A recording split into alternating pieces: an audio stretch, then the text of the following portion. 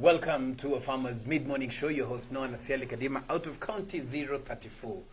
And today we want to talk about very many things. But first, we will discuss something to do with COVID and farming. What happened from 2020? What has been your experience as a farmer? What have you seen up to now? And what can we do different? And I am joined by my guest, and she will introduce herself.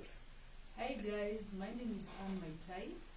I'm a food scientist by background is a food scientist, but most importantly, I am a farmer, and that's why I'm here today. Very interesting. Karibu sana.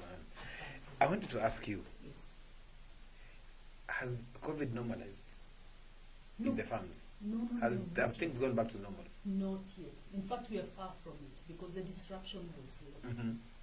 You see, COVID hit farmers. Yes. In very many ways. Yes. First of all, we lost farmers, we lost innovators in the industry. Yes. It caused a lot of disruption to the social fabric because farming is a very social activity. Exactly. You wake up, you go to the farm, your people, you're with your people, you're planting, and you're close to each other. So the social distancing came and sort of disrupted the way we were doing things. Yes. And then, mid-morning, you meet with your workers. There's a guy who gives the gossip hot off the press. Yes. So and so, ulisikia. So now it came and disrupted that. Yes. It brought a bit of gloom into it. Yes. So a lot of things happen. And remember another thing that farm workers are normally seasonal. Yes.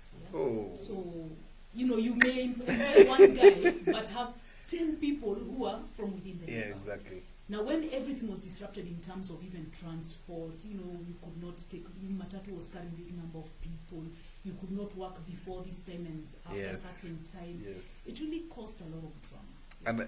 And actually even getting the what is it called, the licenses for passing the roadblocks was a mess, So that's what we're talking today. For those who've joined us, we are glad that you've joined us. This is a Farmers Mid-Morning Show right here from a Farmers Media, where we want you as farmers to connect, learn and grow, and to follow the discussion. Remember to follow A Farmers on Instagram, on Facebook, on Twitter. A Farmers. Remember, we are discussing COVID. And to discuss more about that, we are running a campaign called Vaccinate Farmers that has been brought to you by Producers Direct and Masico. And we want to discuss and see what are these challenges that farmers have faced. How can we be able to help farmers to be able to overcome the challenges? And apart from that, just the fear of getting the vaccine and why that vaccine is important. We'll be discussing this. Continue to follow us in this discussion. Remember to learn. If you want to learn, you learn together with a friend. So share this in the networks. So, and I wanted to find out something very important. Yes. COVID hit us. Yes. We were not prepared. No. And the worst thing about it, like for me, I remember when it hit us, we were actually constructing greenhouses. Yeah. Okay. And so we had fundis in the shamba. Yes. And they could not access because they had the vehicle that dropped them was supposed to come and pick them after 2 weeks. But the roadblock was there. That vehicle was coming from Nyeri. So it had to pass through Nyeri, the roadblock on Thika Road, come to Nairobi, and it had to move within specific hours. That was proved to be a challenge. Yes. But the biggest challenge that I saw was the fact that farmers, nobody was talking to farmers. I don't know what was the experience? Actually, that's very true. It's like the word was not really getting to the ground. And then the few farmers who heard about it, at least from my personal experience, we sort of thought we were above the fray. Yes. In the sense that we are in open air. If they're talking of the few who knew about the story of social distancing, sisi tunakula chakula fresh, so we are okay. And to me, if you ask me, not that I have farm data on this, but I think that's one of the reasons why we lost farmers. Exactly. Yes. Because we kind of had this image that we are eating new. We are eating organic food from our farms. We have access to all the vitamin C from the vegetables and everything. And we were hit. Let me tell you, Noah, we were hit. I think you saw the number of farmers that we lost. Oh, it was crazy. It was actually very sad. We lost some really good guys. Yeah. It was a scenario that I kept on asking myself, what is happening? And I remember that time we had just opened an outlet, and we opened and then COVID hit, and there was a lockdown, and we cannot access It was a very interesting scenario. But most farmers, I remember they were actually asking, how can we be able to pass the roadblocks? How can we be able to go? You know, but there's something that was happening that farmers were not aware of, that it is affecting them even in their farms. I remember that I was talking to a farmer actually in Narok, and he lost 3 of his workers before realizing that even him, he had it. And the time that he was now telling me that is that he was now in hospital. He had been hospitalized for like 3 weeks. And that's the time he reached out. He was like, hey, he's seeing that there's a danger, and he was actually asking. It was that time that we were running a campaign after I also got COVID. It was the time that we were running a campaign, and he was like, you need to talk to farmers more about this and more about this. But now farmers were affected. Nobody talked to farmers. Governments were not talking to farmers. We did not see any county governments also doing that. Targeted information towards the farmers. Yes. You know, why do you think government was not doing anything? Was there something that government should have done? I think government could have done better. And when we talk, one of the complaints I've had from farmers, interesting enough, although you may not really see the correlation, is a lack of extension officers.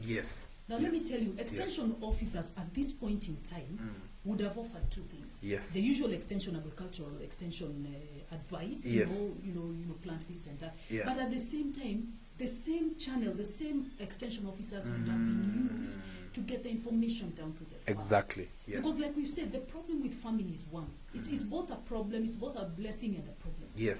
That it's a social event, it's a social kind of activity. You'll get 10 women weeding next to each other. Very close. Spacing of, and you know they're opposite each other. And you see, to make light work, what do? You will beat stories. You will exchange implements. You do this and that. You see? So that is what I believe government could have done. And even within the various, you see, when you go out there, forget about even say the more urban areas. Let's say out there in Ushagwen, where the trading centers are. Exactly. You know, under the Ministry of Health, they would have put more banners, more, you know, we read. We are farmers, but we read. I remember at some point, we were actually doing some work in Nyeri, in Githunguri. And the guys there were telling me that they don't think there's something called COVID. There you go. Actually, people thought it was a myth. In fact, now let me tell you one of the biggest problems. And now I remember. They were saying that this disease ni watu wa maju. Because it came by plane. Now the farmer looks at himself there with his cow called Wamushi, and says, me, I have never gone past. I have not even reached Nairobi. You're going to itanifikia. So it looked like a myth. It was a ugonjwa ya watu wa. Actually, what you said, there's a guy who told me that he has never had of anybody around him. But he has never reached the shops. You see now. Ever since. And I asked them, is it that you don't fear, or what is it? Like, it's not there. It's not there. If you have not seen somebody who has it, then it's not there. And I agree in terms of the sensitization was not there. It was not there. And what I'm seeing even now, there is no sensitization in the agricultural sector, especially because agriculture sector is a huge sector.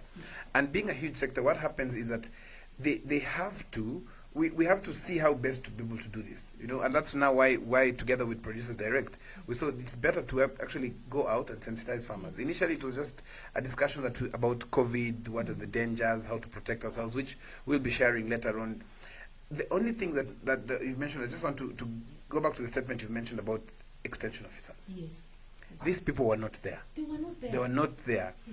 And would that have been a good time for extension officers and they're called clinical, the health experts, the health experts from the county, because these are both departments that have been devolved. What do you think, even now, what would their role be in terms of working together, agriculture and we saw the CAS of agriculture, Madam Aninyaga and Madam Mwangangi from health, meeting and talking about this, seeing how they can sensitize farmers. What is the role of county governments in this?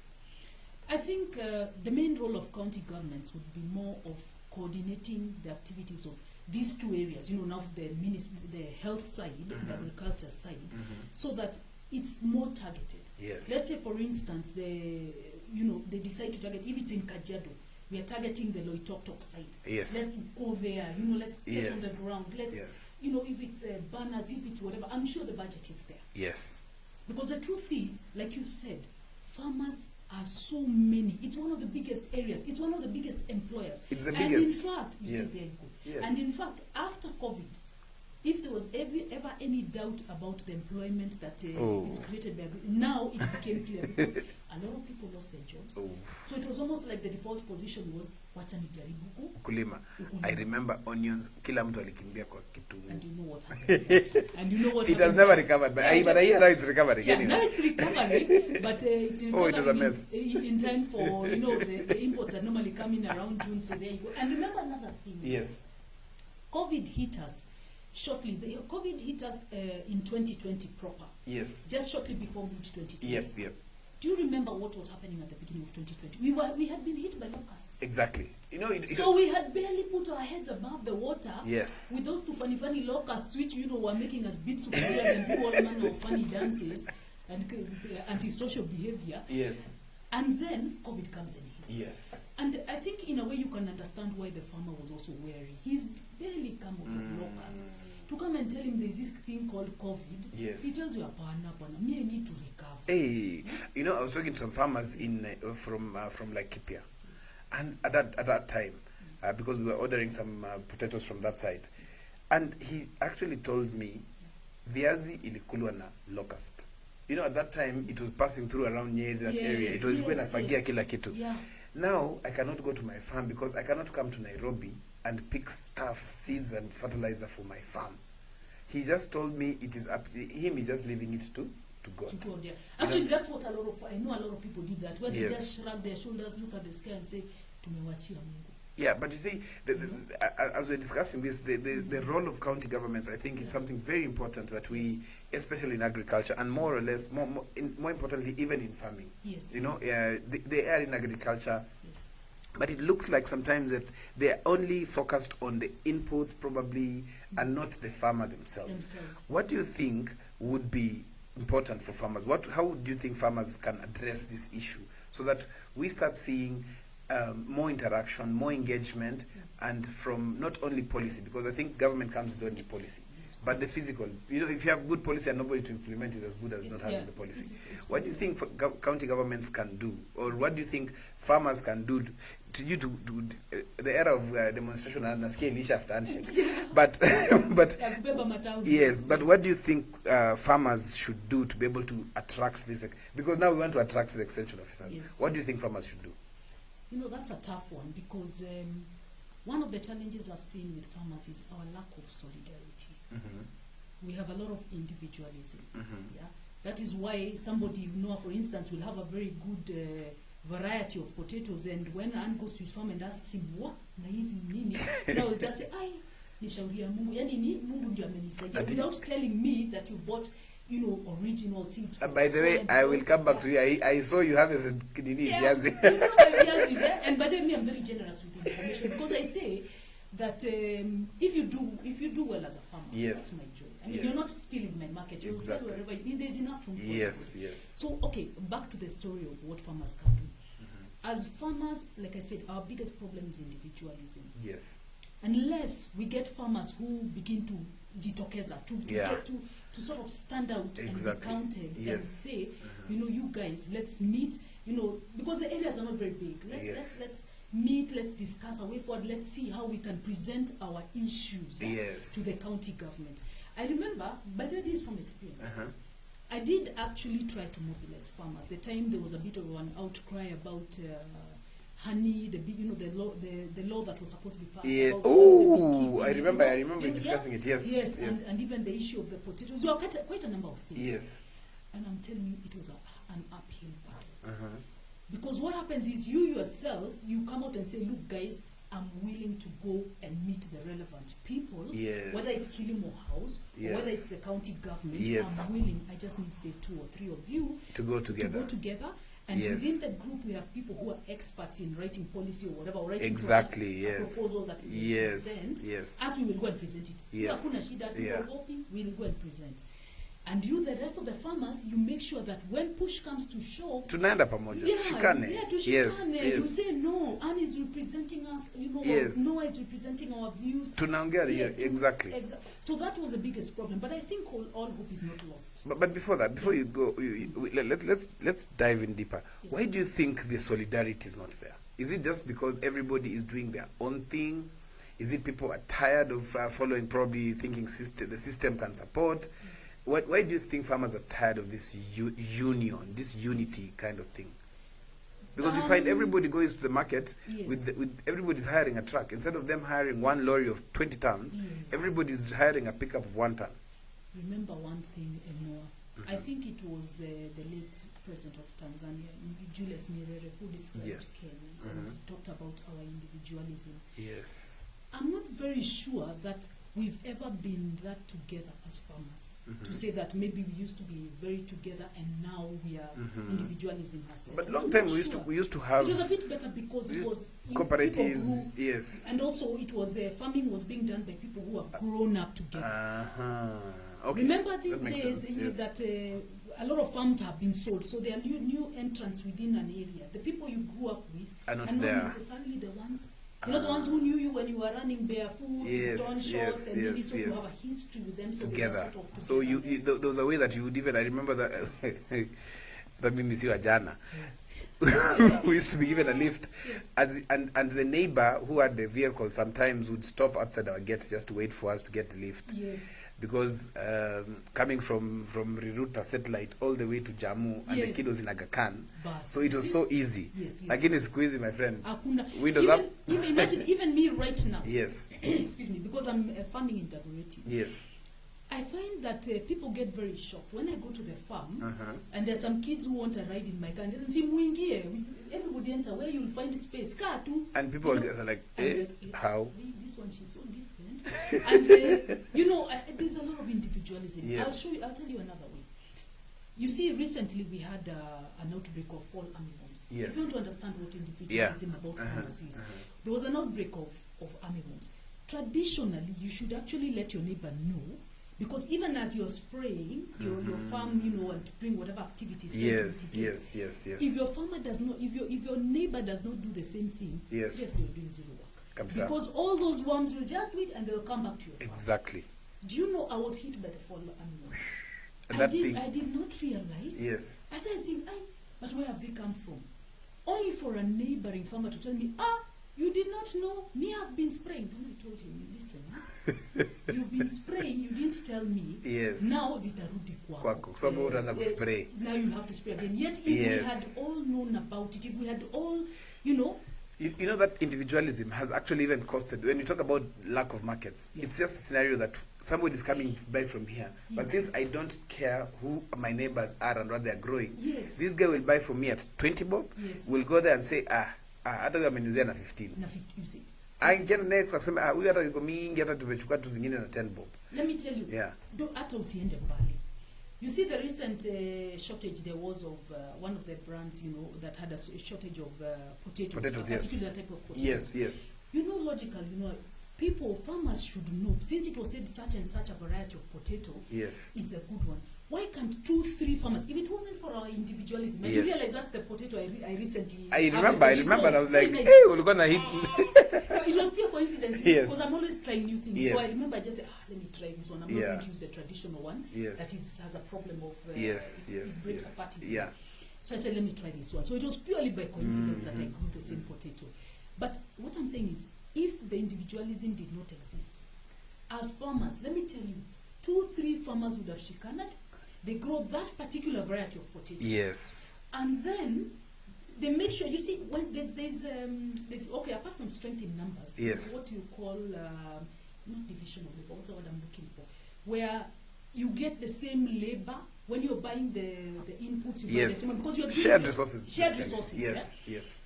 By the time you're all harvesting at about the same time. You get one truck.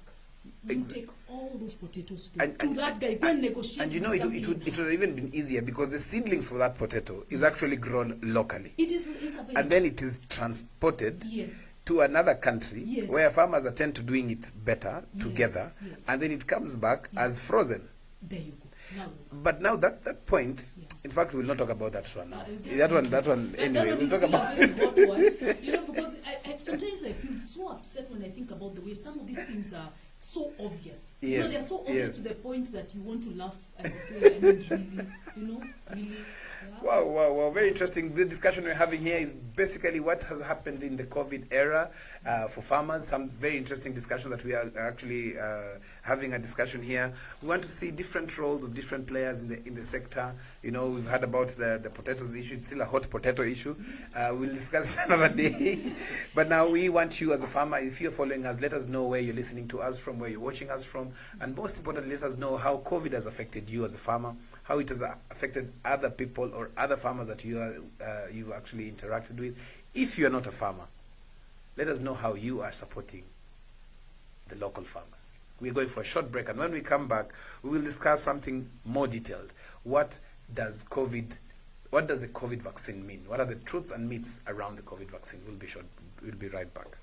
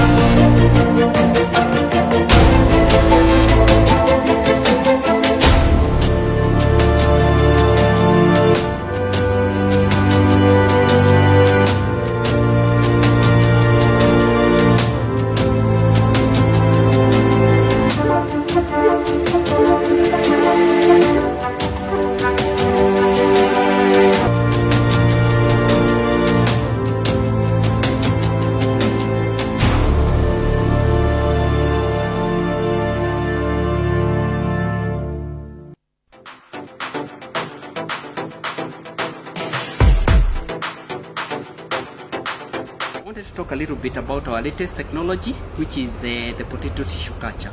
What I'm holding here is a mother plant. It's a Shangi mother plant.